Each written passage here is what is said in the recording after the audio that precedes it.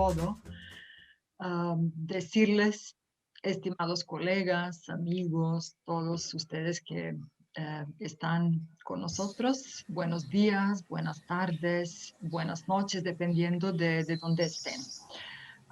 Soy Bojana Kovačević Petrović y tengo un enorme placer de saludarles de parte del Centro Iberoamericano de la Facultad de Filosofía y Letras de la Universidad de Novi Sad, Serbia.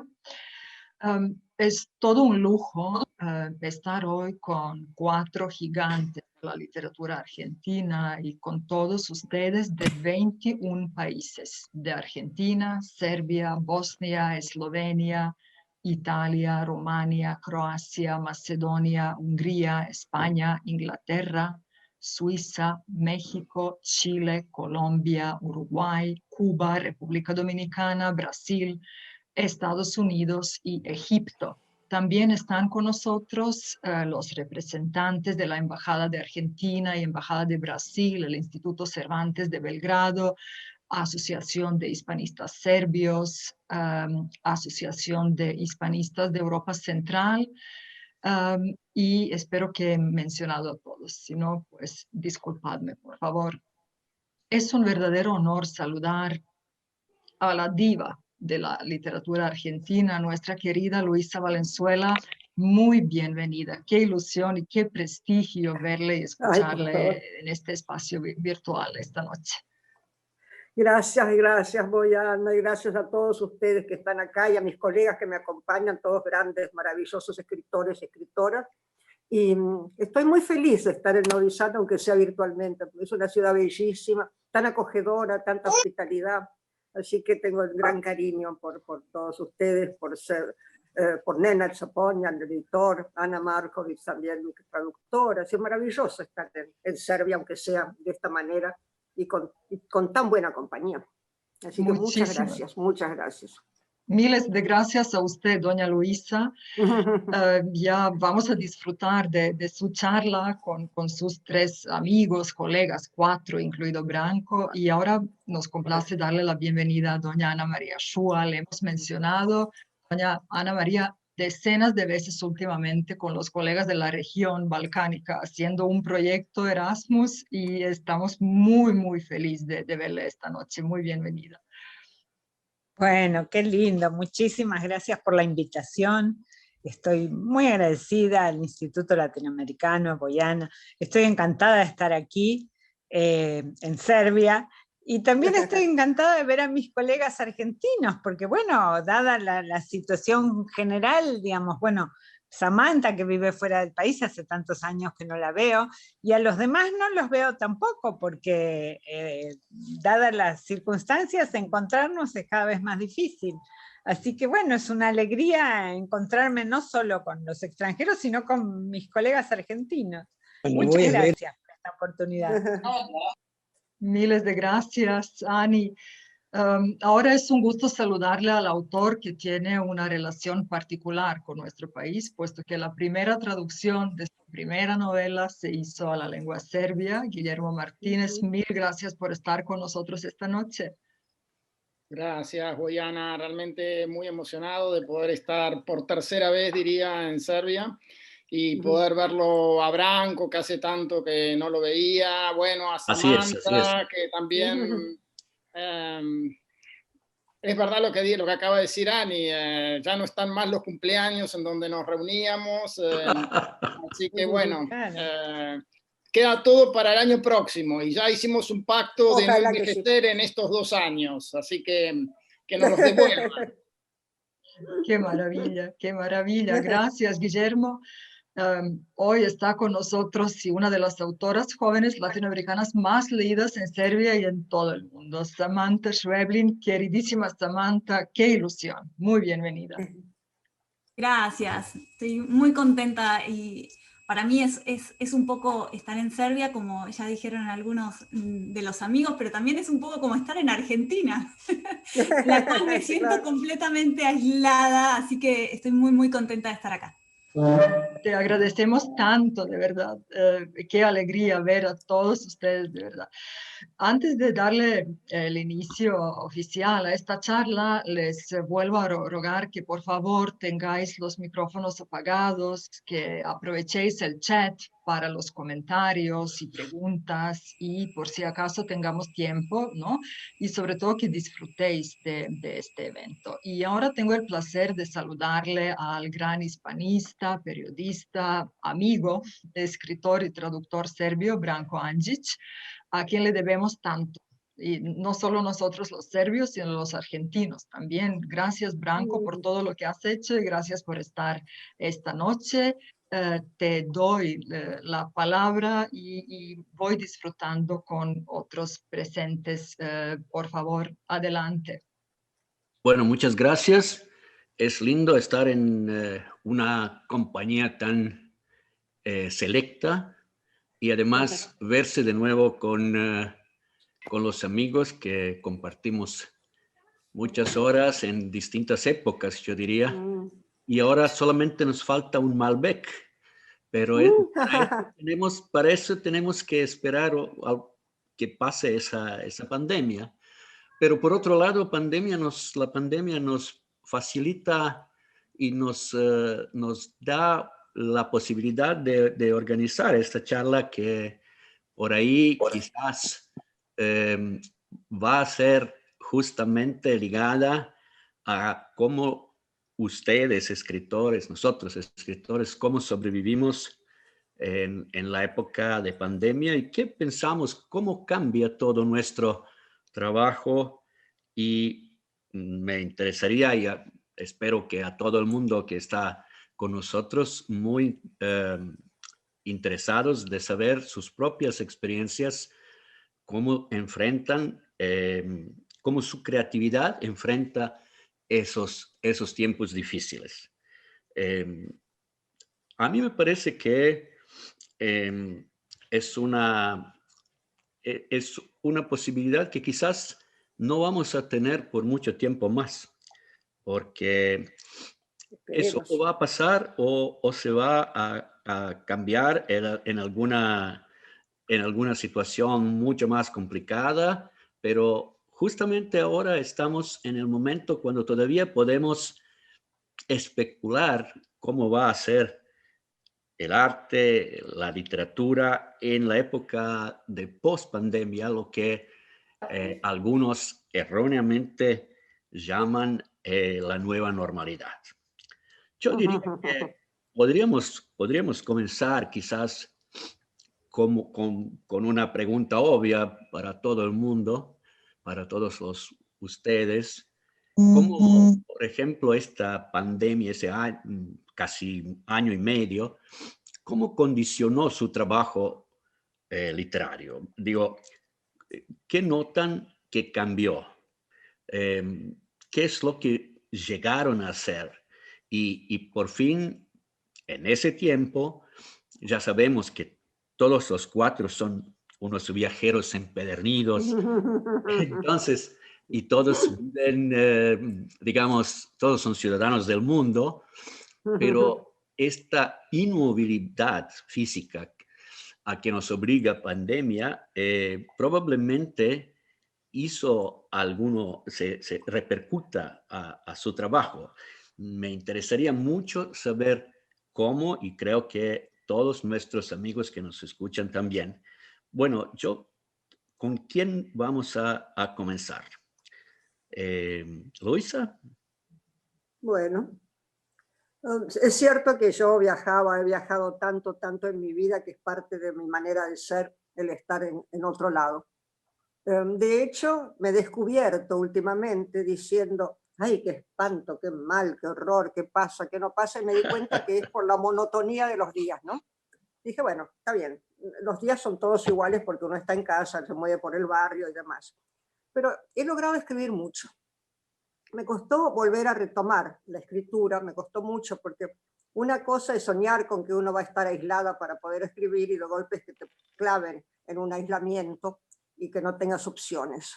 Pero poco a poco fui entrando en materia y retomé un viejo texto que yo tenía, que era una especie de diario, de mi meningitis. Yo tuve una meningitis en un virus anterior, en una pandemia anterior, que fue la N1H1, que el virus mutó y estuve muy mal, muy mal. Y cuando salí de eso, me costó muchísimo retomar la escritura. Creí que no voy a poder escribir nunca más, porque quedé en una especie de anedonismo, de falta de entusiasmo de todo, que me era imposible trascender la anécdota, trascender la estupidez que uno quiere contar y entrar en lo que es el decir profundo de la escritura. Entonces, cuando lo logré, empecé con un texto muy interesante. Durante varios meses estuve escribiendo eso hasta que empecé a viajar de nuevo y se interrumpió. Entonces, ahora empecé a escribir una contracara de eso, que ahora el libro está terminado, y se llama Interior Día, Interior Noche. El interior día era mi propio interior, estar encerrada en esta especie de coma en que estuve más de un mes, y la recuperación de la escritura. Y el interior noche es este interior en el que estamos metidos todo el mundo, todo, no es mío, privativo mío. Entonces lo veía desde otro lugar. Y lo que me asombró mucho, una vez terminado todos esos trabajos, es que en la primera instancia de esa peste mía propia, yo adquirí una especie de beta poética, escribí unos textos muy poéticos, cosa que no es lo mío en general. Y en esta otra instancia me agarró el sentido del humor, de una manera medio perversa.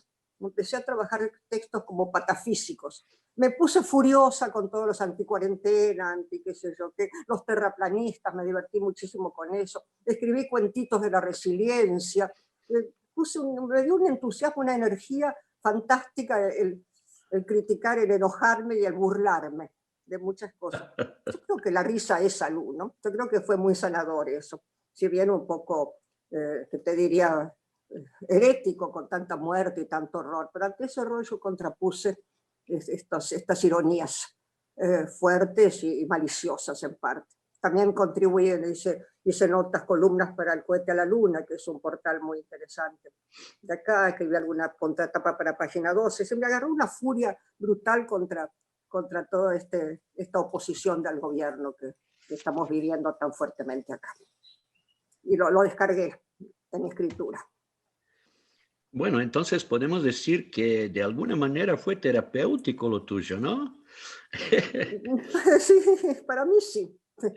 Sí. Te felicito. Yo creo que va a ser terapéutico, no todos tienen esa posibilidad y esa fuerza. Bueno, Ani, vos tenés 4 hijas. 3. Hasta ahora. No, vos tenés 4 hijas. Hay que perder las esperanzas. Y una novela que se llama Hija. Tienes razón, tengo 4. Tengo 4 hijas. Mira, a esa altura de mi vida sé contar. Entonces, es 3 más 1, como en póker, ¿no? Bien, tenés toda la razón. De cualquier modo, seguramente no tenés mucho tiempo para perder, pero igualmente, más allá de la vida familiar, que seguramente no es fácil organizar, no vamos a entrar en eso, seguramente todos tenemos ese tipo de problemas, pero ¿cómo aprovechaste ese exceso de tiempo libre que nos dio pandemia? Bueno, esto está resultando muy largo. Y como es tan largo, he vivido distintas etapas. Entonces, mi primera reacción fue de una sequedad absoluta, una sequedad literaria grave. De pronto me quedé sin palabras. Esto fue tan violento, tan brutal, porque además aquí en Argentina empezamos con una cuarentena era muy raro, era una cuarentena ultra estricta cuando todavía casi no había casos ni muertes. Sí. Y entonces ahí sí, realmente estábamos todos encerrados, las calles estaban vacías, fue una cosa repentina y brutal, y al mismo tiempo no estaba pasando nada en ese momento, ¿no? En el país. Entonces a esa especie de shock me dejó muda. Lo que hice no fue nada original, me dediqué a cocinar. Cociné frenéticamente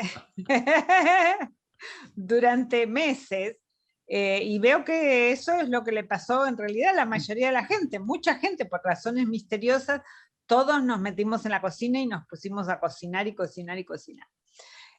Bueno, cuando a mí me preguntan qué me hubiera gustado ser si no fuera escritora, siempre digo cocinera. Franco, sí. No, digo, me too. Yo me dediqué también a la cocina. También. Perdón Claro, por claro, interrupción. sí, sí. Sí, la cocina ayuda, la cocina está muy bien. Cuando logré salir de esa especie de obsesión culinaria, no podía escribir de todas maneras, pero cuando yo no puedo escribir, yo tengo mis recursos, porque en fin, a todos nos pasa de pronto que tenemos épocas en las que verdaderamente por 1000 razones personales, generales, etcétera, etcétera, no podemos escribir. Y en esos casos yo tengo muchos trabajos literarios que tienen que ver más con el oficio que con la inspiración. Y entonces emprendí uno de estos trabajos, que sabía que lo iba postergando porque me iba a llevar mucho tiempo y de pronto tenía ese tiempo para dedicarle. Así que hice un libro para chicos, que es un librito con 20 biografías de personajes célebres que intentaron cambiar el mundo. Casi todos los mataron, ¿no? Pero me costó mucho encontrar sobrevivientes para que los chicos no se sintieran tan incómodos. Pero bueno, me dediqué a eso me hizo muy bien.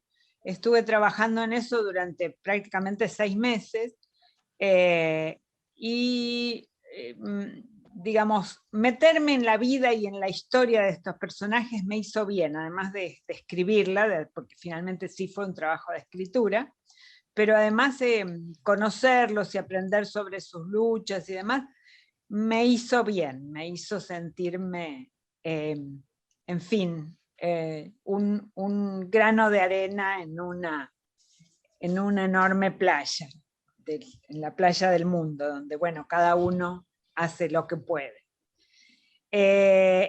Y después de eso, llegué a la nueva normalidad y pude empezar a escribir otra vez. Casi normalmente. Estoy trabajando en un libro de cuentos para adultos, con dificultades, pero problemas que tienen que ver conmigo y con mi historia y con mi literatura y con mi carrera, pero no tanto con la situación general. Incluso en este momento en que estamos en una situación en el país muy, muy grave, bueno, de todas maneras yo sigo adelante con mi escritura de una manera bastante normal. Bueno, te agradezco, Ani. Bueno, hemos visto cómo funciona la rabia, cómo funciona la cocina, como impulsos a la creatividad en esos tiempos locos. Lo tuyo, Samantha, siempre ha sido cine, ¿no? Vos siempre estuviste de alguna manera muy cercana al cine, a ese tipo de creatividad.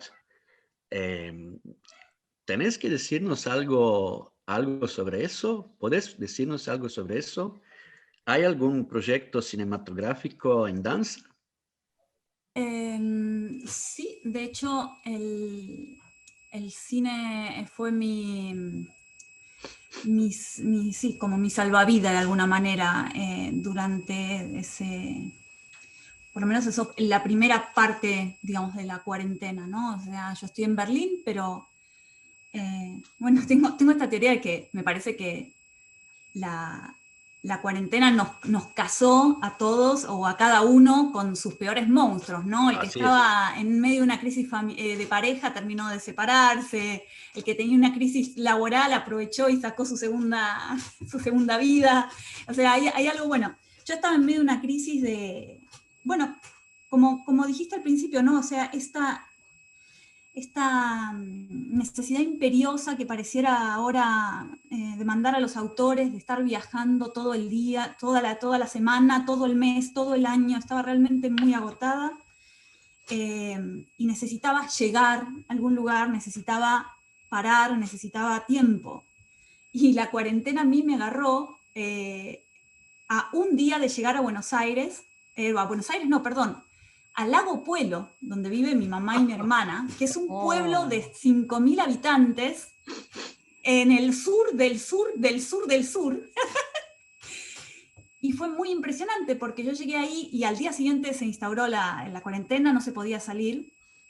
Y fue impresionante porque ahí, digamos, fue un shock para mí entender hasta qué punto el problema en esas zonas tan aisladas no era la cuarentena, es algo mucho más...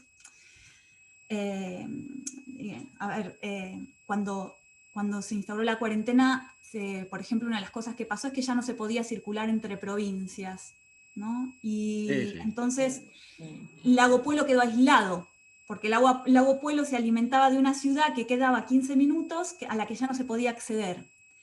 Entonces, de un día para el otro, no había dónde comprar comida, pero literalmente. Se cortaba todo el tiempo la luz, porque el Lago Puelo además tiene Chubut, en este momento está inmerso en una crisis terrible, económica, entonces se cortaba la luz, cuando se cortaba la luz no había agua, no había electricidad, no había teléfono, y no es que podías ir al súper y comprar agua, no tenías agua, hasta tal punto que yo me acuerdo que una tarde me llamó mi hermana y me dijo, Samantha, conseguí huevos, 1 docena. O sea, imagínate, son casi 2 huevos por cada uno, porque éramos 4, ¿no? O sea, y cruzamos una montaña, parecía una película de terror, vino un tipo con una bicicleta y nos vendió por una fortuna 1 docena de huevos. Y eso pasó un jueves y no sabíamos cuándo. Era una locura, la gente estaba hablando de la cuarentena y el COVID, y yo estaba pensando, ¿qué voy a comer? Fue muy impresionante. Pero sobre todo porque yo estaba con una valijita de cabotaje, no tenía nada. No tenía ropa, no tenía mis libros, estaba viviendo en un cuartito en la casa de mi mamá. Y, o sea, la sensación de se acabó todo, quedé desconectada de todo, no tengo mis cosas, fue algo muy, muy radical, que me hizo súper bien. O sea, fue muy impresionante. Y me acuerdo que tenía mucha necesidad de escribir y no podía escribir. Estaba completamente bloqueada. Encontré en la casa de mi mamá, en unas cajas que eran mías y que yo nunca había abierto, algunos libros de la adolescencia, y entre esos libros encontré el María Moliner, después de muchos años de estar desconectada con ese diccionario. Y tengo otra gran amiga, escritora, que vive en Nueva York, y entonces nos llamábamos durante el día y nos decíamos palabras. Entonces yo, por ejemplo, llamaba y me decía soledad, aburrimiento, y yo le contestaba leyéndole las entradas del María Moliner por WhatsApp. Era muy impresionante, era muy raro. Y escribir era imposible, y en ese momento en que escribir era imposible, me puse a escribir junto con alguien más en un proyecto compartido, un guión nuevo, con Claudia Llosa, que ya habíamos escrito la adaptación de Distancia de Rescate, que ahora sale, creo que en octubre, en Netflix. Nos pusimos a escribir algo nuevo y fue muy, muy importante porque era por unas horas estar de nuevo en una suerte de normalidad, ¿no? Cuando escribía eso. Que la literatura era demasiado demandante, no hubiera podido ir a la literatura para eso. Y en cuanto volví, logré volver a Berlín, como 4 meses después, llegué y me puse a escribir ficción. Por supuesto. Pero necesitaba, no sé, estaba demasiado lejos de todo como para escribir ficción. Sí, después uno explota y se da cuenta qué facilidad y qué libertad tenía antes. Bueno, Guillermo, vos también tenías ese problema de bloqueo inicial enfrentando la pandemia, la nueva realidad, o seguiste como si nada. Bueno, a mí me pasó esto, que yo había viajado mucho el año anterior. Realmente yo tenía pensada una novela, empezar a escribir una novela, y realmente la cantidad de viajes que tuve por el premio Nadal me boicoteó mucho esa posibilidad justamente de estar trabajando realmente. Y había empezado entonces esta novela en enero del año pasado.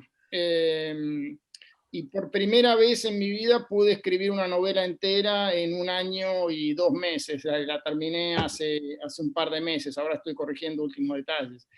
Así que para mí pienso que lo próximo para escribir debería ser la cárcel, porque lo pasé bastante bien, fue muy, muy necesario.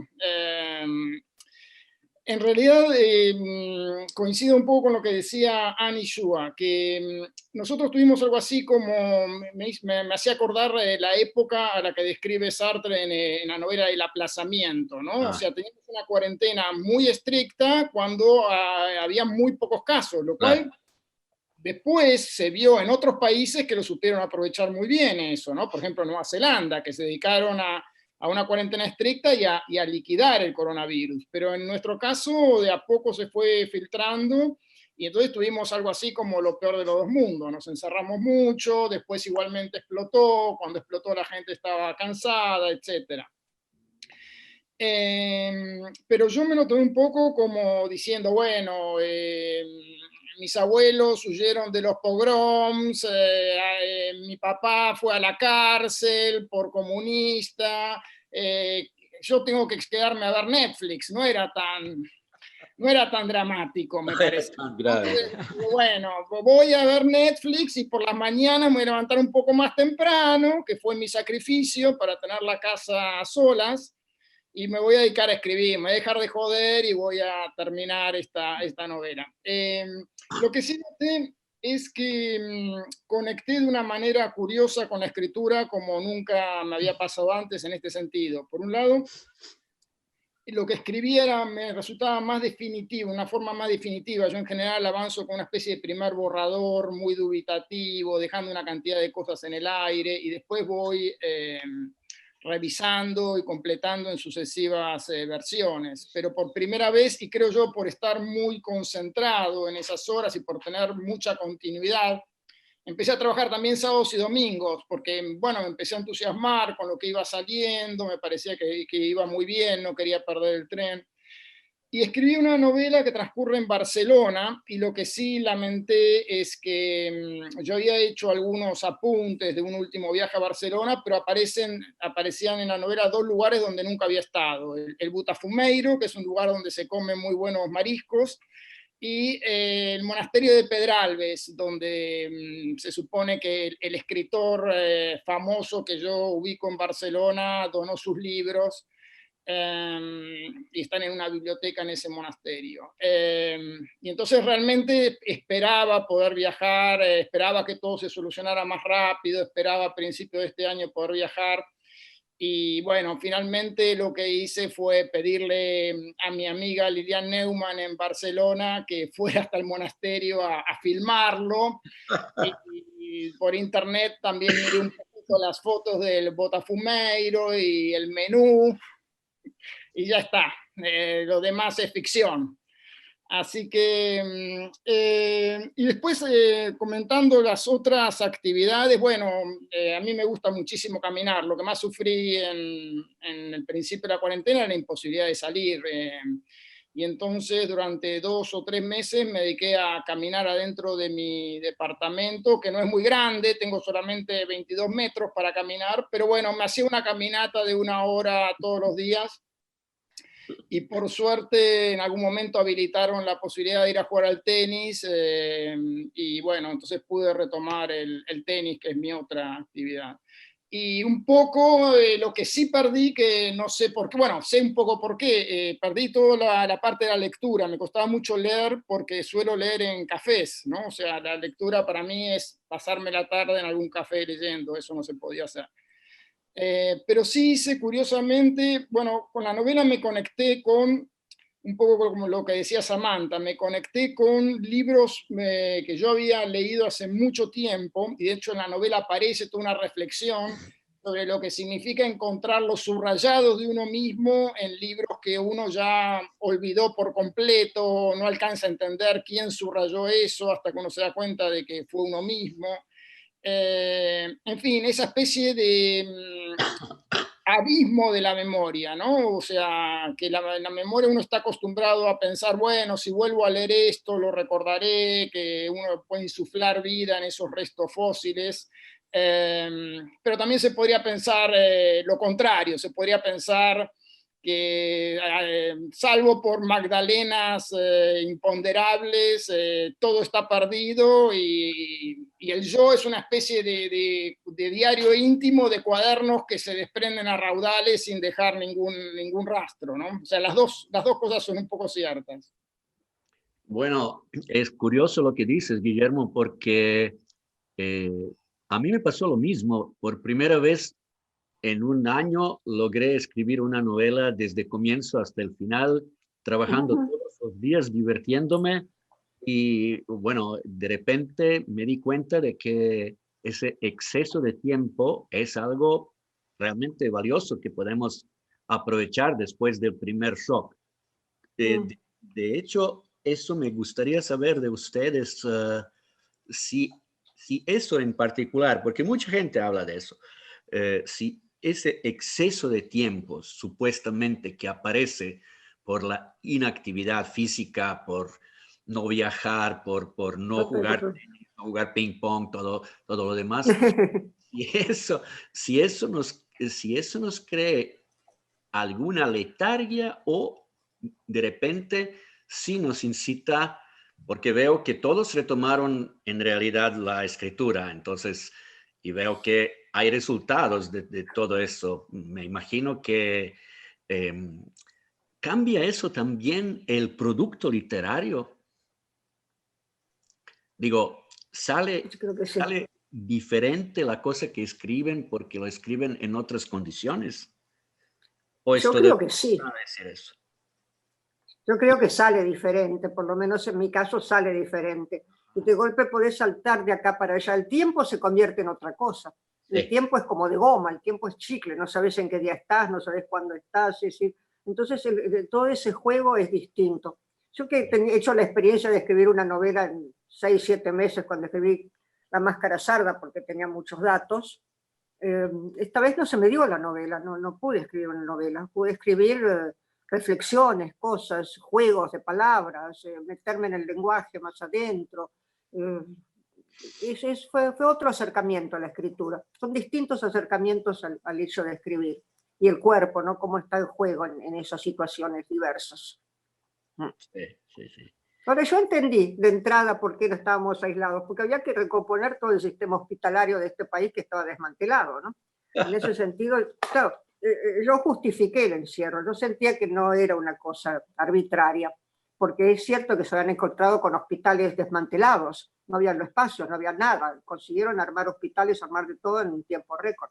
Después, ahora se está superando todo esto, está llenándose demasiado, pero en su momento pudimos navegar el horror con bastante posibilidad de camas y de salvación y de equipos de respiratorios, y eso que no había cuando este gobierno asumió el poder. Bueno, así que ese encierro se justificó de alguna manera, para mí por lo menos, desde mi punto de vista. Sí. Bueno, tengo una pregunta para Samantha y Annie. En 2 novelas que ustedes escribieron, casi se anuncia una situación como padecimos el año pasado. Me refiero a la vida de una comunidad encerrada en la novela El peso de la tentación de Annie y, bueno, digamos, elípticamente, una venganza de naturaleza y una tensión de un sentimiento cataclísmico que el lector mantiene después de leer tu novela, Samantha, la novela de Distancia de Rescate. Si después de la experiencia de pandemia tendrían que escribir de nuevo esos libros, ¿harían algo diferente? No, yo creo que no, porque mi novela El peso de la tentación sí habla de una comunidad cerrada, donde la gente está encerrada por propia voluntad, por lo menos en parte,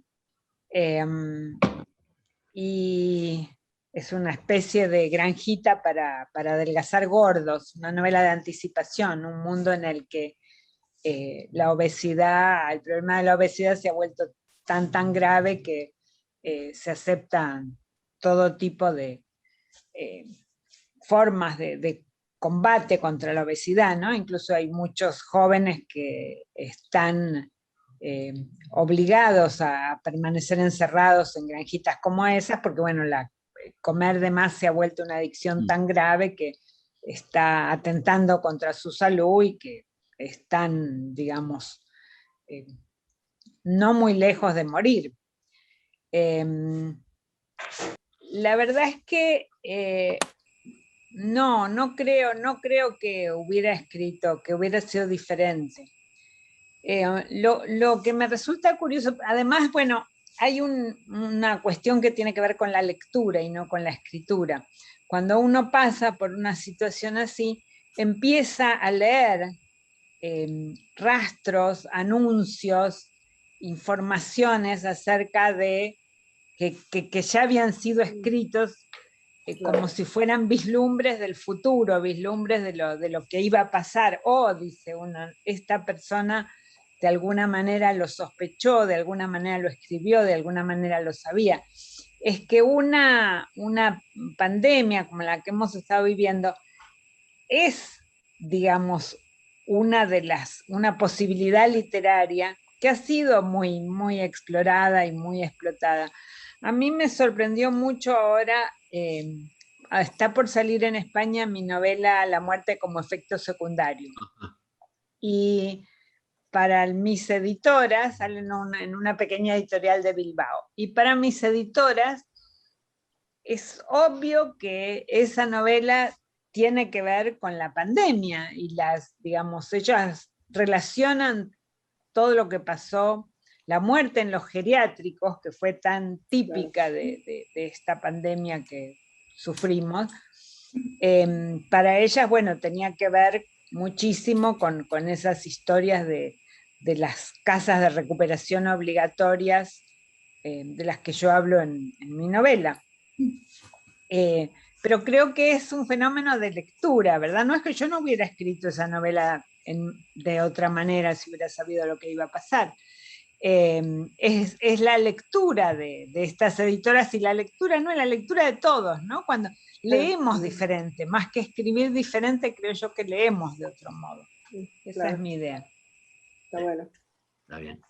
Sí, con eso de que leemos de otro modo, pienso no sé si les pasó a ustedes, pero me parece que hubo una crisis muy fuerte en cómo se leía y qué se leía en la ficción en el primer mes de la pandemia. O sea, a mí me pasaba que, no sé, encendía la tele, ponía Netflix o lo que fuera y veía a dos amigos tomándose un café y pensaba, eso no es posible, no, esto no pasa en este mundo. O sea, era como un día para el otro, incluso la serie que estábamos viendo, de la cual nos sentíamos súper cercanos, pasó a ser algo que pertenecía al pasado, que ya no era contemporáneo. Y con la ficción más contemporánea, literaria, me pasaba algo muy parecido. Y hablaba a mí, discúlpame, una cosita, quería decir que en relación con lo que decís de las series, a mí hoy me perturba mucho ver que la gente está sin barbijo en las películas, en las series, que se acercan, que de pronto dos desconocidos se dan un beso. No. Claro, es muy fuerte. Sí, me cuesta aceptarlo. Y ahí hubo una crisis muy grande, y a mí me llamaba la atención que hablaba con amigos y casi todos estaban leyendo ensayo o poesía, pero se alejaron rápidamente de la novela, del cuento, digamos, de las instancias por ahí de ficción más contemporáneas, o estaban leyendo, no sé, clásicos. O sea, fue muy interesante eso. Y después, para contestar tu pregunta, Branco, con la novela, yo como Ani también creo que, o sea, con Distancia de Rescate, no sé, es esa novela en esa situación, en ese lugar, no sé si hubiera cambiado. No lo sé, es muy difícil de juzgar, es muy difícil decir eso. Lo que sí me pasó es que con Kentuckys, me pasó que cuando empezó la pandemia, la gente que estaba leyendo la novela en ese momento, me empezaban a llegar comentarios de tipo, es el momento perfecto para leer esta novela, me siento tan identificado, es lo mismo que nos está pasando. Y al principio yo pensaba, qué raro, ¿de qué están hablando? Me costó entender lo que estaban leyendo en la novela. Me parece que es una novela por otras razones, porque yo nunca me hubiera imaginado lo que se venía, pero es una novela que se trata de cómo lidiamos con la tecnología adentro de nuestras casas, en nuestros espacios más privados y en soledad. Y fue donde se encontraron todos en esos primeros meses de cuarentena. Entonces los lectores que atravesaron esa novela en ese momento, yo creo que les debe haber pasado algo muy particular y muy distinto a lo que le debe haber pasado a un lector que lo leyó, no sé, unos meses antes. Así es.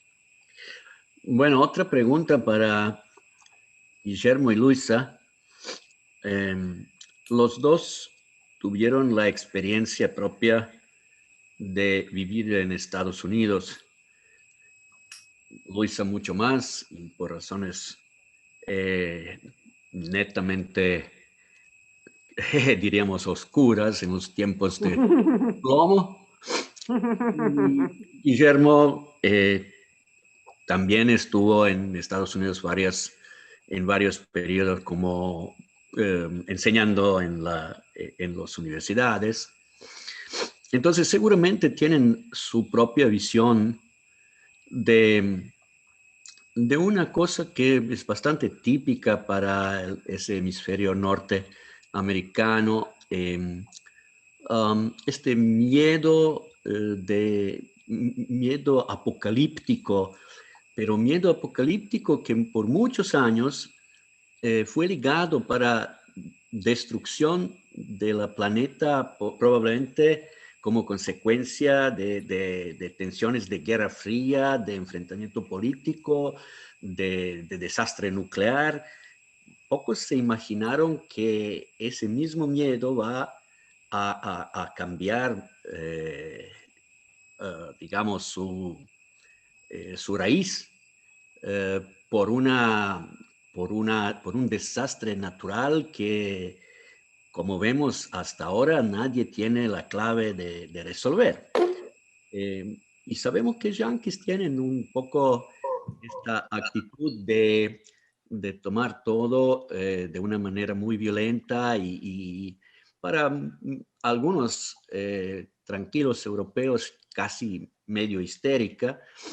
Pero ¿cómo piensan ustedes que ahora la gente va a tener conciencia de que este pensamiento apocalíptico cambió tanto? Digamos, va a correrse la preocupación de un lado de conciencia política a un lado, digamos, medioambiental o existencial? A mí me tocó estar en Estados Unidos cuando fue el ataque a las Torres Gemelas. Yo estaba dando un curso y estaba dando un curso muy cerca de la base militar más grande de los Estados Unidos, Fort Benning, ¿no?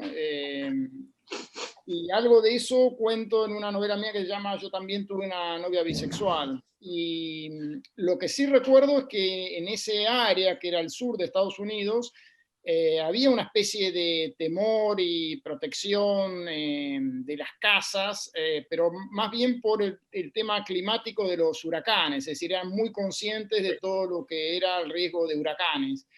Y en esos días hubo una histeria tremenda con respecto al anthrax. Aparecieron unos sobres en los correos de algunos profesores o no sé qué, y todos tenían miedo de que tuvieran anthrax, y una idea de que se veía una especie de ataque de las 7 plagas de todas las maneras posibles. Y cuando volví un año después, había otra histeria que era las armas de destrucción masiva que nunca llegaron a encontrar, pero que bueno, se fueron a Irak, se quedaron en Irak. Después no quisieron salir de Irak porque habían hecho demasiado daño en Irak, entonces tenían que arreglar el daño que habían hecho, etcétera, etcétera. Pero me preocupa esto que decís, que me parece el tema más interesante para mí que reveló la pandemia. Yo haría quizá me hice esa pregunta, o sea, cuando fue la pandemia acá en Argentina, sobre todo cómo repercutió en Argentina. Yo no imaginaba que iba a haber tanta gente negacionista, antivacunas, es decir, esa fue para mí la sorpresa, la decepción más grande que tengo es, jamás hubiera pensado que el número era ese, o sea, empecé a tener algunas sospechas cuando aparecieron las redes sociales, ¿no es cierto? Empecé a tener algunas sospechas sobre la maldad humana, ¿no? Ese viejo dilema, si existe o no existe la maldad. Pero la estupidez seguramente sí existe. Realmente yo me quedé muy choqueado por ver las reacciones, los movimientos anticuarentena, la histeria cuando Argentina consiguió la vacuna Sputnik y toda la oposición empezó a hacer una campaña tremenda. La única vacuna ¡qué locura! Bueno, en fin, todo ese tema me preocupó mucho porque muestra que cada uno cree lo que quiere, o sea, que no hay ningún... Yo tenía más esperanzas en la idea de la educación, digamos, ¿no? Que en la educación científica, en la educación, en la crítica, en la educación. Pero me parece que llega un momento en que cada uno tira todo ese bagaje y, bueno, lo que sea, cualquier cosa da lo mismo, ¿no? Eso es lo que se vio también en la discusión política en Argentina. Basta que uno tenga suficientes adeptos para poder decir absolutamente cualquier cosa. Sí. No. Y yo creo que es tan importante tener conciencia que estamos destruyendo el planeta, que se está destruyendo el planeta. Eso es muy importante. Así que eso va más allá de cualquier histeria. De hecho, en este momento están llegando a Buenos Aires todo un contingente de mujeres de los pueblos originarios que vienen del norte, de los Comes, los de Aguitas, y del sur de los Mapuches, reclamando justamente contra el terricidio. Hablan del terricidio, imagínate vos, porque de todos los incendios que hay provocados, todo el horror que está pasando. Esto, posiblemente también el virus sea una zoonosis por el maltrato de los animales que consumimos. Pero contesto tu pregunta. Yo vivía en New York más maravilloso, porque yo vivía en New York, no en Estados Unidos, es otro mundo. Es absolutamente otro mundo. El New York más maravilloso de los años 80, con toda la plaga del SIDA. Así que viví el SIDA. Pero había una efervescencia, había una fuerza, no una histeria, había miedos, pero efervescencia, fuerza, locura. New York es una ciudad muy viva. Y de hecho, en el 2001, con las Torres Gemelas, que estaba en Buenos Aires cuando cayeron, y viajé a los 15 días para presentarle mis condolencias a mis amigos y a esa ciudad que yo amaba, que amo todavía a pesar de que ha cambiado tanto. Y era interesantísimo ver lo que pasaba en el village, en las zonas bohemias, digamos, de la ciudad. El llamado a la solidaridad con los árabes, el no odio, el tratar de difundir, de destrabar ese odio que se armaba contra los árabes en general. Y eso fue muy, muy fuerte, muy interesante, muy brutal también. Así que, no sé, una cosa es el del medio oeste norteamericano, otras regiones, otra cosa es New York. Y volviendo a la cuestión, porque me interesó mucho todo el tema de la lectura premonitoria, de la lectura distinta de las novelas de cada uno de nosotros. Se reeditó mi novela Al Mañana, que yo la había escrito 10 años antes, justamente con mi otra pandemia personal, y no la quise ver. Cuando salió esa novela, yo salía del sanatorio, no la quise ni ver. Y ahora reeditarse me traen las pruebas. Y la empecé a leer como uno lee las pruebas por encima, de golpe me enganché, y la leí fascinada como si lo hubiera escrito otra persona. De golpe y fue increíble, ¿no? Entonces, y ahí veía también un montón de cosas que son supuestamente premonitorias, que tiene lo que dice Annie. Pero posiblemente también, y eso creo que todos ustedes lo tienen, uno pesca en el aire, cosas que deben estar inconscientemente. No te das cuenta, pero esas cosas que están en el aire las vas incorporando. Y de hecho yo me acuerdo, mi primer viaje a lo que era la Yugoslavia de antes fue muy lindo. Mis amigos íntimos, él era embajador de México en Belgrado, paseábamos con la gran limusina, pero el regio auto, y digamos, esos paseos, lugares maravillosos que muestran, lugares divinos. Y yo todo el tiempo inventaba cuentitos, porque me invento cuentitos en broma, pero tremendos. Muy, muy tremendos, de muertes, asesinatos y cosas. Y me moría de risa. Y sin embargo, yo creo que capté todo lo que vendría después. En sí. ese momento pareciera una Yugoslavia maravillosa, la gente amabilísima, todo el mundo te decía nema problema, nema problema. Ahora cada vez que me dicen no hay problema, a mí se me erizan los pelos porque veo venir lo otro. Así que es tan raro esos que unas cosas que uno capta sin darse cuenta, ¿no? Y posiblemente ahora también estemos captando algo que vendrá después. Entonces espero que sea la pospandemia que propones en esta movida de hoy. Así es. La pospandemia y con cosas creativas, ¿no? Bueno, me pregunto en ese primer momento, cuando amaine un poco la pandemia, si amaine en algún momento, si vamos a tener una ola de las obras de televisión, de cine, de libros, con este aire apocalíptico, o la gente va a preferir huir a un escapismo totalmente diferente para tratar de olvidar todo lo que pasó. No sé, ¿qué le parece? Porque se acuerda en los años 60 cuántas películas apocalípticas hemos visto, por ejemplo, después de la crisis nuclear con Cuba. ¿Quién quiere?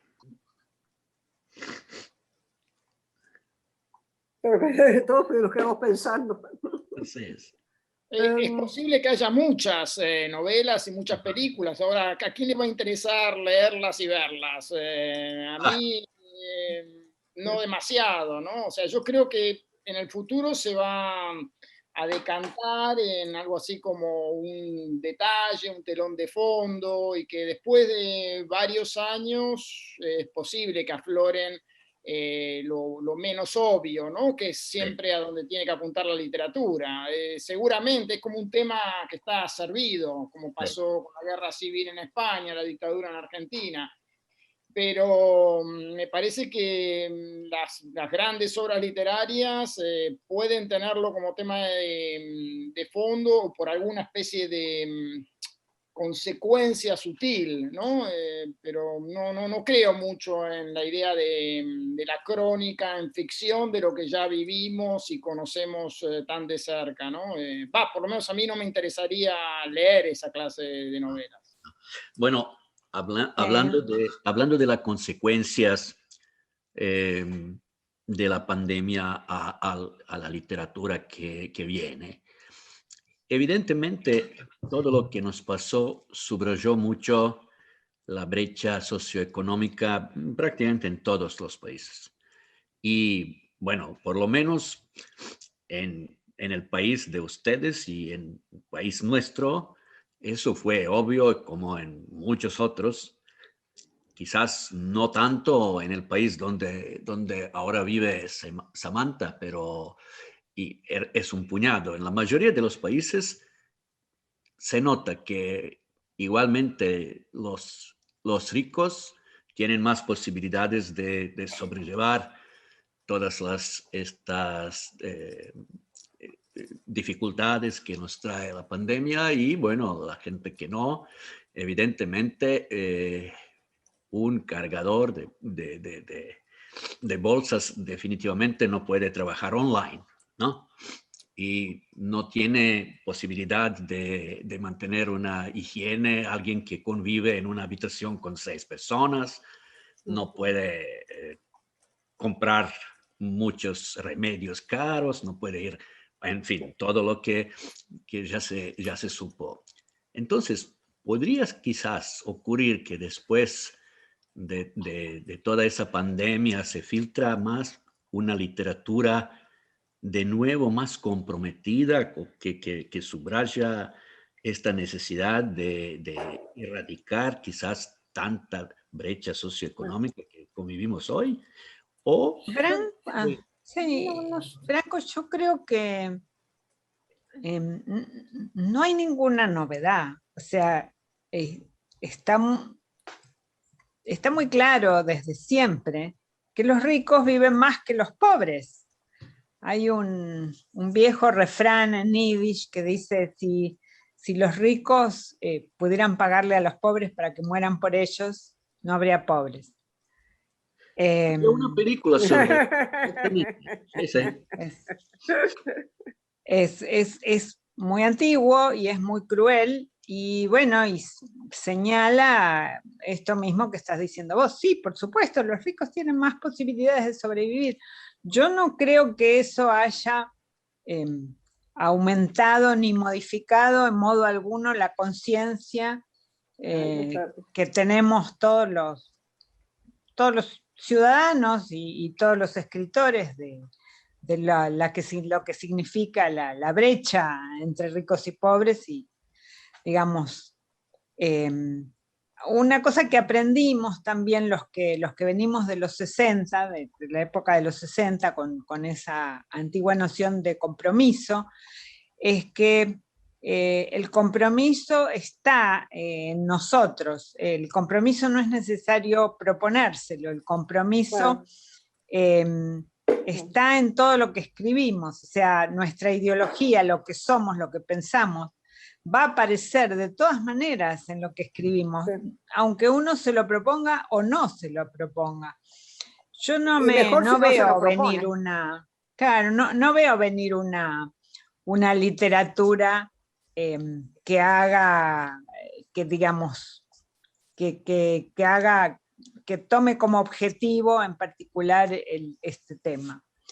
Había una cosa más que yo quería comentar con respecto a los libros acerca de la pandemia.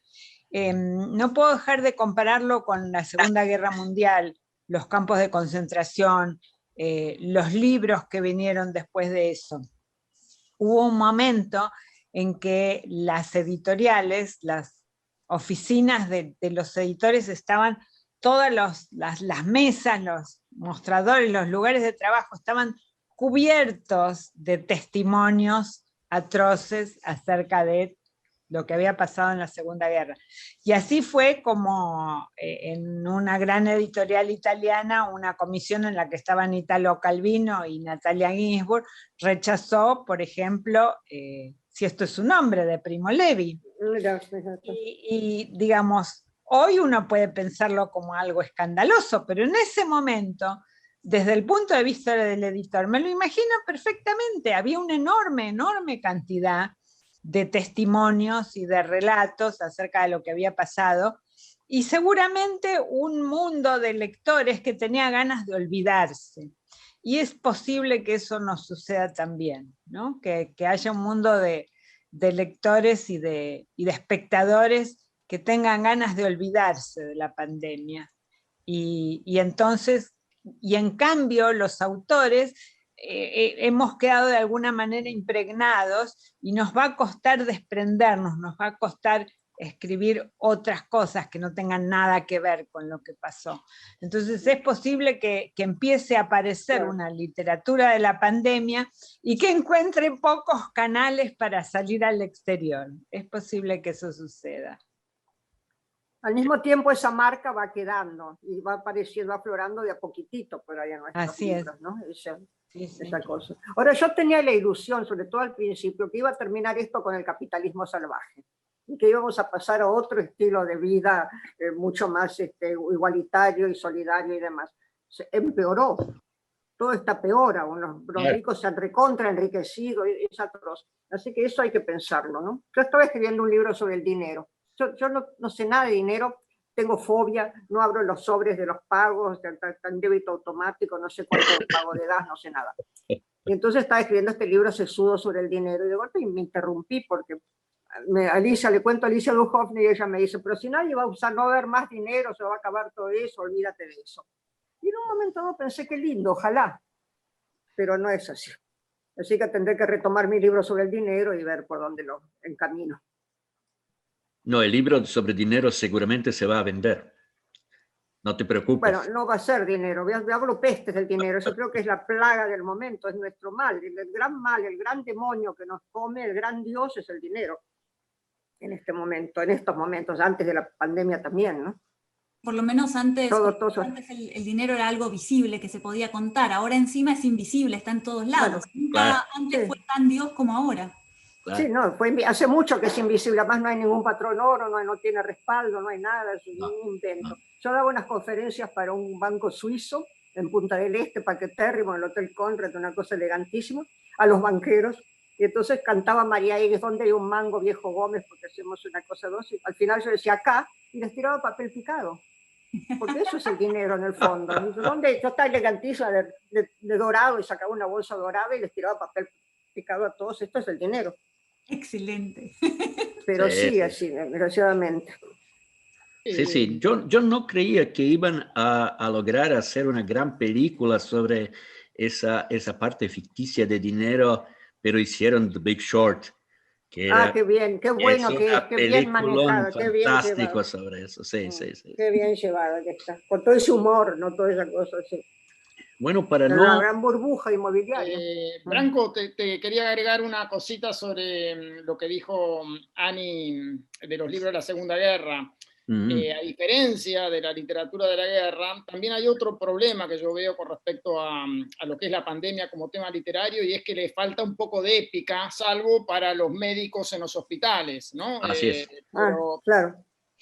la verdad es que lo que se nos pedía a los seres humanos como especie es que nos pasemos 15 días sin escupirnos en la cara unos a otros, ¿no? O sea, quedó muy claro que ni siquiera era por contacto, ¿no? Que al principio estábamos todos aterrados lavándonos las manos 100.000 veces. Lo único que teníamos que hacer era no juntarnos a comer asados, y fracasamos en eso. Es decir,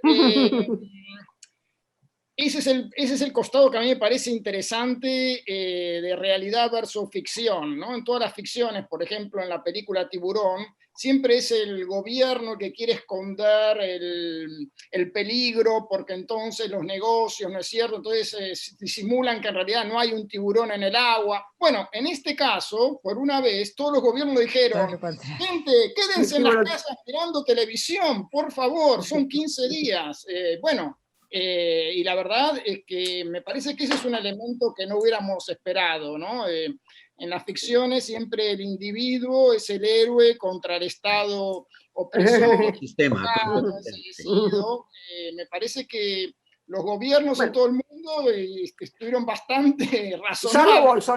Salvo Bolsonaro. Y salvo Trump en su momento. Salvo Bolsonaro.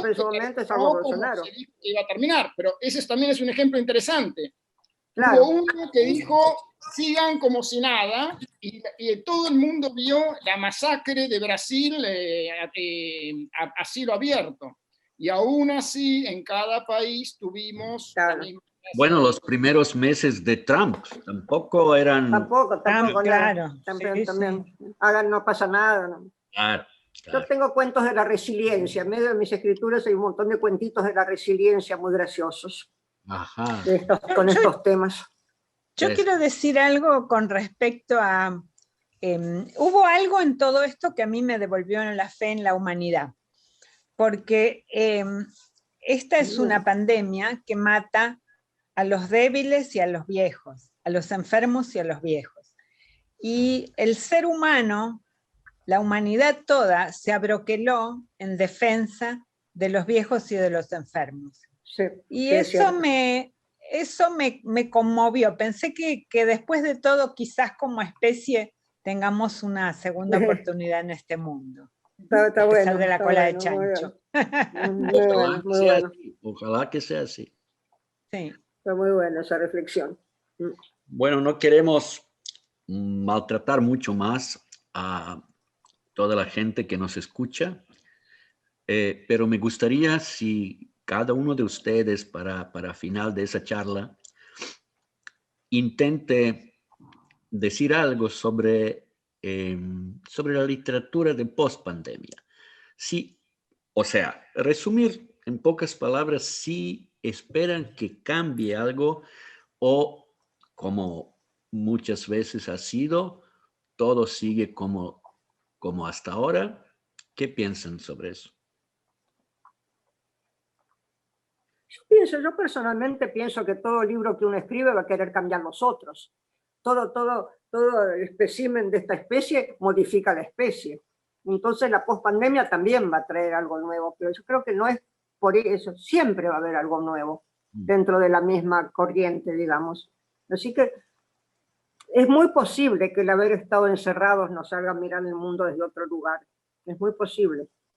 Pero tampoco no creo, conjunto con Ani, creo que todos los demás, que hay que proponérselo. Eso va a salir, así como estas novelas parecieron premonitorias en una lectura posterior, lo que va a surgir en la postpandemia también va a surgir así. Es la medida en que nos sentamos lo suficientemente libres para dejar que esa escritura fluya a través nuestro, ¿no?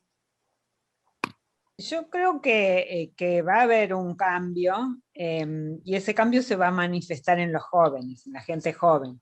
Porque bueno, los que ya tenemos un trabajo literario de muchos, muchos años, bueno, supongo que cada uno seguirá mal que bien dentro de su línea, es muy difícil. Yo no voy a hacer grandes cambios, yo acabo de cumplir los 70 años, no va a haber grandes y espectaculares cambios en mi literatura, quizás en la temática, pero no estamos hablando ahora de temática, ¿verdad? Estamos hablando de la posible aparición de nuevos géneros, de una nueva sensibilidad, y creo que eso sí se va a dar en los jóvenes, en jóvenes que quizás ahora no están escribiendo, en jóvenes que han vivido esto en la adolescencia, un par de años de pandemia en la adolescencia, eso marca, eso sí va a provocar cambios en la literatura, porque va a provocar cambios en esa generación. Sí, es muy interesante, creo que es una de las generaciones más dañadas, ¿no? Esos chicos que tienen Exacto. entre 15 y 18 años, es terrible lo que les está pasando. Tal cual, sí. Me interesó mucho esto que dijiste de qué va a pasar con los géneros, porque pienso que, o sea, lo que nos pasó, lo que todavía nos está pasando fue un éxito científico espectacular. Sí, es cierto. Fue impresionante. Y a la vez fue un fracaso político y hasta civil demoledor. Y pienso hasta que, cuando dijiste lo de los géneros, pensé, de acá va a salir algo. Viste que ya antes de la pandemia se estaba hablando de este nuevo género literario de la literatura eco y de los... No sé, me parece que en el género de la ciencia ficción, por ejemplo, que estaba tan atrás y tan abandonada, me parece que este éxito científico tiene que traer una seriedad, un realismo, un tomarse más en serio la ciencia ficción que puede ser muy fascinante. Y un dejar atrás por ahí toda esta cosa tan realista que era como la línea más hegemónica, ¿no? En los géneros.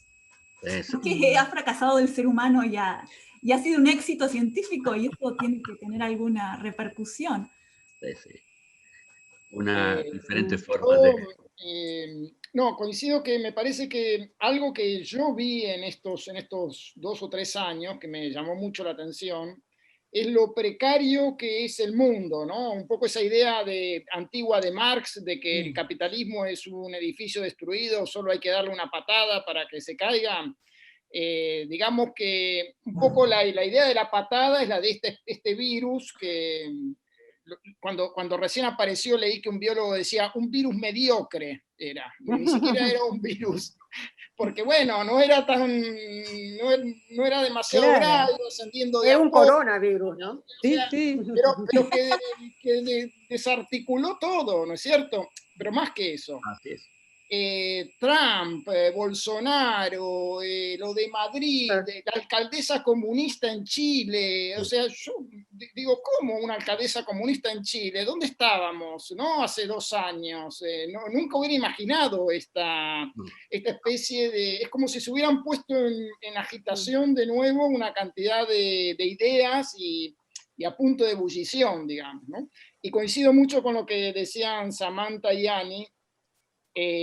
La veo a mi hija que tiene 15 años, justo se había cambiado de colegio, tuvo una semana de colegio, apenas alcanzó a conocer a los compañeros, había 2 chicos que ya le habían hablado y de pronto la pandemia, la cuarentena. Entonces quedó en vilo realmente su adolescencia y me parece que para esos chicos sí ha sido una experiencia, esto que decía yo de la épica es en el fondo una experiencia que te marca de algún modo, ¿no? Yo creo que a los adultos, a menos que hayamos tenido familias cercanas, que hayamos perdido, más o menos los adultos lo relativizamos, sabemos que son 2 años, que ya llega la vacuna, etcétera, que va a pasar, pero para los chicos fue una manera de vivir la adolescencia muy castrada, ¿no? Entonces... Sí, ellos han perdido cosas que nunca van a recuperar. Nosotros no. Claro. Bueno, yo le doy un poco de esperanzas a mi hija todavía, ¿no? Si me permite. Ella puede seguir cantando, por lo menos. Sí, sí. Sabemos que canta muy bien, ¿no? Sí, sigue cantando. Si me permiten, todavía no les vamos a dejar ir. Por favor, un ratito más que se queden porque tenemos unas preguntas de esta maravillosa gente que está con nosotros esta noche, tarde, día, dependiendo de dónde esté. Me gustaría leer estas preguntas breves. Pueden responder lo que quieran. ¿Qué palabras mejor representan esta época para los 4 escritores? Daniela Reustein. En la pospandemia vamos a querer libros que hablen de este contexto de pandemia. ¿Qué pasará con todos los diarios de pandemia que se escribieron en estos tiempos? Pregunta Paula. Luego, ¿cómo describirían su proceso creativo? ¿Qué pasos sigue normalmente con la mayoría de las obras? Pregunta Marta. Y por último, Carolina pregunta, ¿se pueden afirmar que durante esta pandemia nacieron nuevos escritores y nuevas obras? Estar encerrados ayuda en el proceso creativo e inspiracional. Bueno, lo que quieran.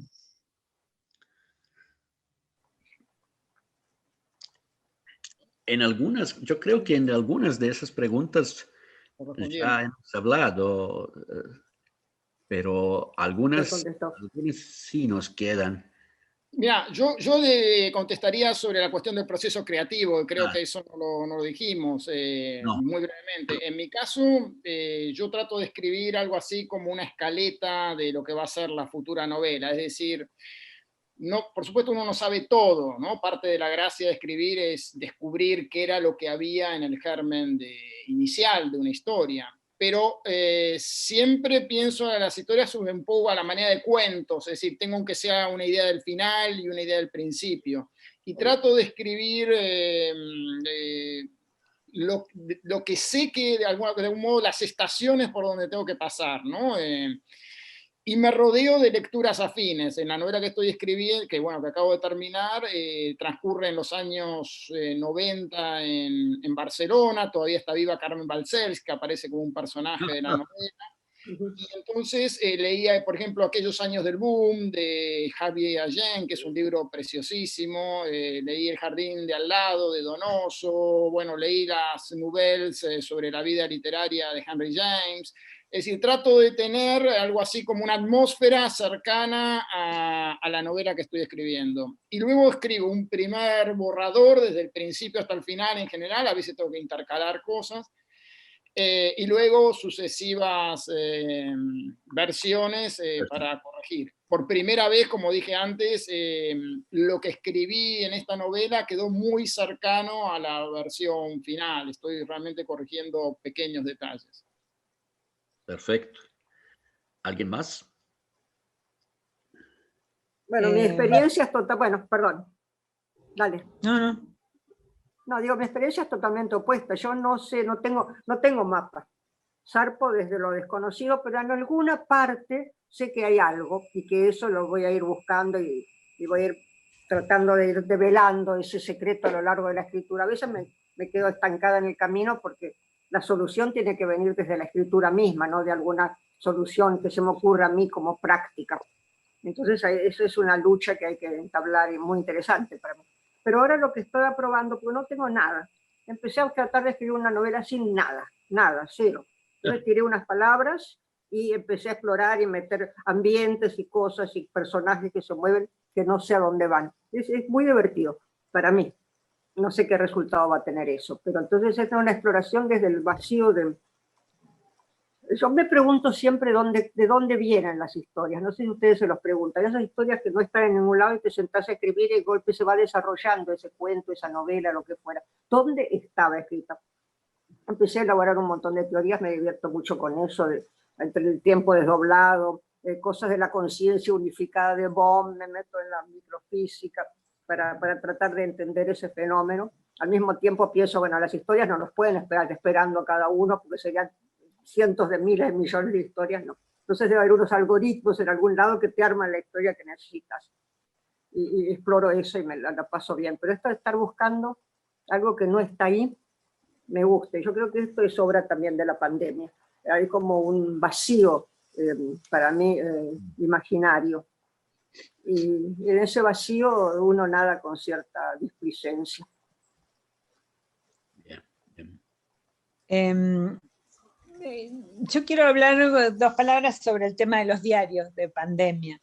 Se están escribiendo, es un poco lo que decía en relación con los escritores y la lectura, ¿no?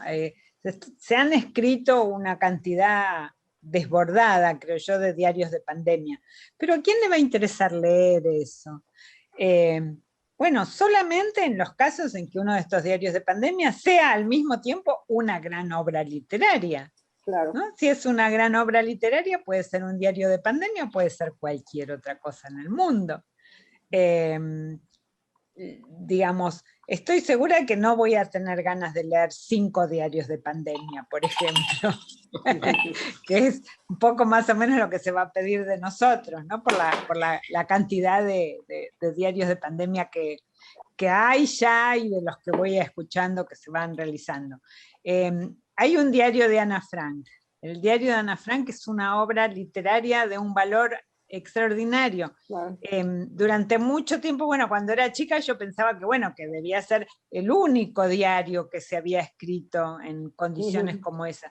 Y no fue el único diario. Hubo otros, pero eran malos y se olvidaron. No sé, hay, por ejemplo, una historia de un hombre en Auschwitz, Simón Gradovisky, un sobreviviente, no es un sobreviviente, ¿no? Es alguien que murió y que escribió sus diarios y los metía adentro de botellas vacías y los enterraba adentro del campo. Una historia absolutamente atroz y un testimonio asombroso, pero es malo. Lo que escribe es malo, es mal escritor.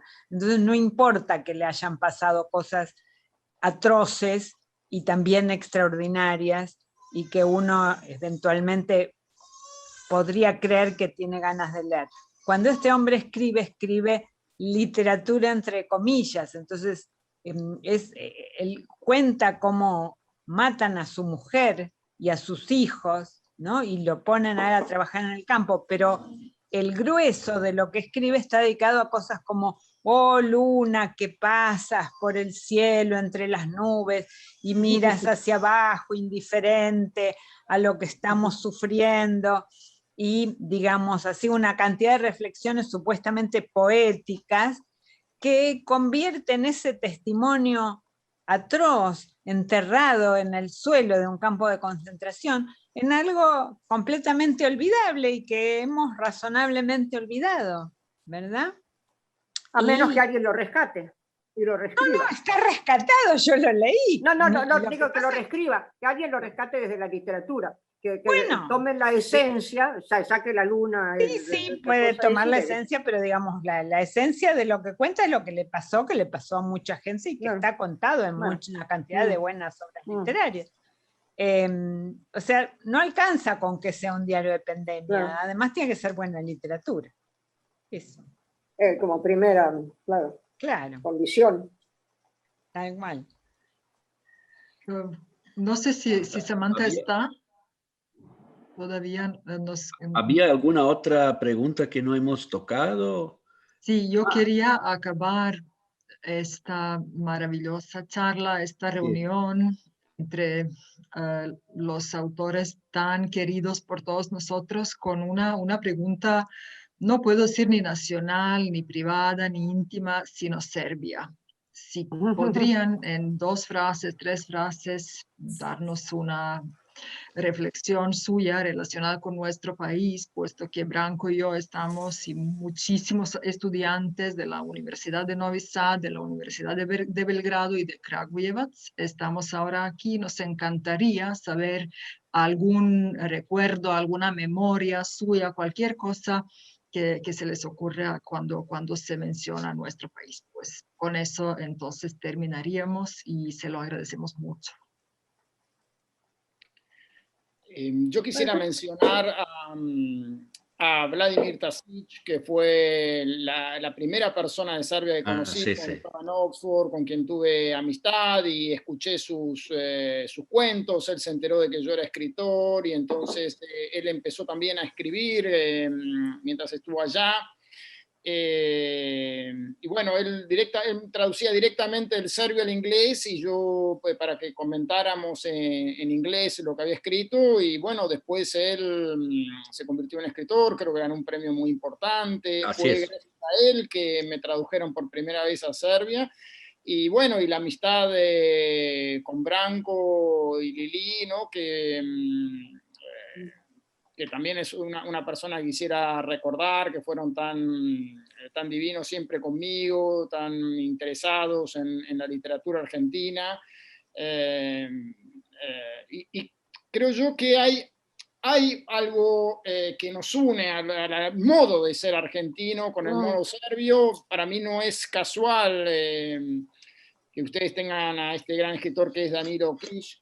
Me parece que hay una manera similar de ver algo así como la literatura concebida como algo universal, ¿no? El legado del universo, que en la Argentina de algún modo Borges fue tan importante para esa clase de mirada, y creo que ustedes también tienen para todos nuestros países que no son centrales, digamos, ¿no? Entonces me parece que la tradición nacional ya está imbuida de una cantidad de elementos de la tradición universal, y la manera de leer es una manera mucho más amplia, ¿no?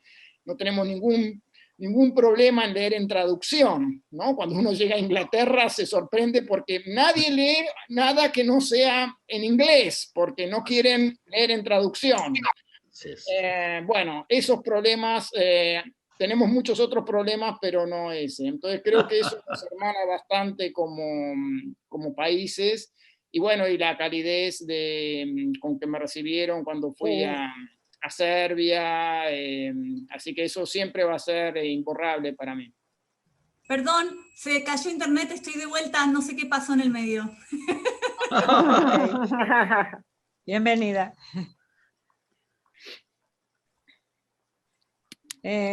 Bueno, yo quiero decir que yo encuentro mucha relación entre Serbia y Argentina, para mal de Serbia en todo caso, porque la comparación con Argentina en este momento es muy dura, pero bueno, que un buen amigo como Branko, una buena amiga como Xenia, cuando los conocí, los sentí tan cercanos, tan familiares. Sentí que nuestra cultura, nuestra manera de entender el mundo, inmediatamente facilitaba la relación. Había algo asombrosamente parecido entre Argentina y Serbia. Sí. Somos chamulleros. Hay una visión del mundo que implica una pérdida de la inocencia, que no tienen todos los países del mundo, y sí la tienen Argentina y Serbia, bueno, y otros también. La pregunta misma que vos nos hiciste, Boyana, esa pregunta es una pregunta tan típicamente argentina. Argentina, claro. No se permite que ningún extranjero se vaya del país sin antes contestar qué le pareció la Argentina. Y bueno, lo que yo encontré en lo personal, cuando fui personalmente a Belgrado, fue una calidez, una familiaridad, una amabilidad, una gentileza. Y realmente me hicieron sentir infinitamente cómoda, ¿no? La editorial en la que publiqué, Laguna, toda la gente de la editorial se portó también conmigo, pero además la gente por la calle, la forma de moverse, los gestos, todo me resultaba cercano y familiar. Así que nada, bueno, mucha alegría de estar otra vez en esta visita virtual a Serbia. Sí, yo estoy totalmente de acuerdo, me uno a todas esas palabras, porque la calidez humana de los serbios es tan especial y tan directa, ¿no? De una afectividad a flor de piel, me parece lindísimo. El público lector, ¿no? Con qué entusiasmo te reciben. El editor Nenad es maravilloso, Bojana, Branko, Senja Bilbilla, que fue la primera en introducirme a Serbia y traducirme. Hay gente, claro, realmente, que nos sentimos muy cercanos, pero ellos también se sienten muy cercanos a nosotros, yo creo. Hay esta comunidad, comunión de dos mundos tan distintos y al mismo tiempo afines. Sí, eso es muy notable, muy, muy notable. Y Novi Sad es una ciudad bellísima. Y me sorprendieron mucho porque, bueno, estuve una buena temporada, los cafés en Belgrado, los cafés al aire libre de Belgrado, se convirtieron en una ciudad muy festiva. Yo había conocido el Belgrado anterior, que era muy triste, y de golpe Belgrado convertida en una ciudad festiva, bullente, de gente, de alegría, muy, muy bello. Ojalá nos encontremos todos allá y después todos ustedes acá. Tenemos que hacer un intercambio. Oye, Ana, tienes que venir, Branko, volvé a casa, Branko a casa. ¿Dónde estás ahora? Yo agregaría solamente una cosa a todo lo que ustedes dijeron, evidentemente agradeciendo por... Y Samantha queda, Branko, no se te olvide Samantha falta. Sí, yo no sé cuál fue la pregunta, porque estuve off durante un buen rato luchando con Sí, yo pensaba que te perdiste. La intuyo. Me llama la atención que todos, evidentemente, llegamos por las mismas razones, llegamos por ustedes, llegamos con los mismos traductores, con los mismos editores, con la misma universidad detrás, o sea, evidentemente lo que están ustedes generando ahí es súper importante. Y eso me hizo conectar también con un recuerdo muy fuerte que yo tengo de mi experiencia en el festival, y es el tema de los chicos, ¿no? O sea, yo me acuerdo que estaron 4 chicos, o sea, en el festival, en mi acto, digamos, no había ningún periodista, ningún escritor, me entrevistaron 4 chicos de entre 15 y 17 años, que se habían estudiado todo, que tenían sus preguntas, y además me pareció muy inteligente cómo habían integrado no solo a los lectores literarios, sino que a través de la invitación de estos chicos al escenario, estaban ahí todos los amigos de esos chicos, las familias, los tíos, los compañeros del colegio. Entonces, había una cantidad de gente que, por ahí, un tercio de esa gente por ahí no eran grandes lectores, pero no sé, me pareció, pero estaban ahí, escuchaban atentamente y estaban muy involucrados con lo que estaba pasando porque estaban esos chicos en el escenario, que eran todavía más importantes que yo, ¿no? Y eso me pareció súper inteligente de parte de la organización, como una manera de abrir puertas, ¿no? Para la literatura y para los lectores. Me encantó. Así es. Yo quería decirles solamente una cosita, agregar a todo lo que dijeron. Cuando yo por primera vez vine a Buenos Aires en inicio de los 90, en la época de Menem, a mí me parecía Argentina y sobre todo Buenos Aires una ciudad surrealista. No exactamente por la literatura. Y me acordé muchos años después sobre esta cosa que mucha gente me preguntó, bueno, ¿cuánto tiempo necesitabas para adaptarte a una ciudad tan diferente? Y yo le dije más o menos como 12 segundos. Realmente no tenía ningún periodo de adaptación y nunca tuve sentido de que ninguno de los argentinos que vinieron a nuestro país, que lo sabía, tampoco tuvo ningún problema de entender los chistes, de entender una idiosincrasia de nuestro pueblo. Y claro, porque por ejemplo, yo tengo también una prueba.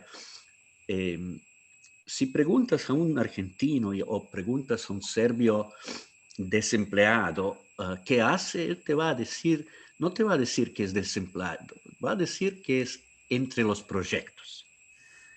Lo va a explicar con tanta elocuencia de que no vas a dudar jamás.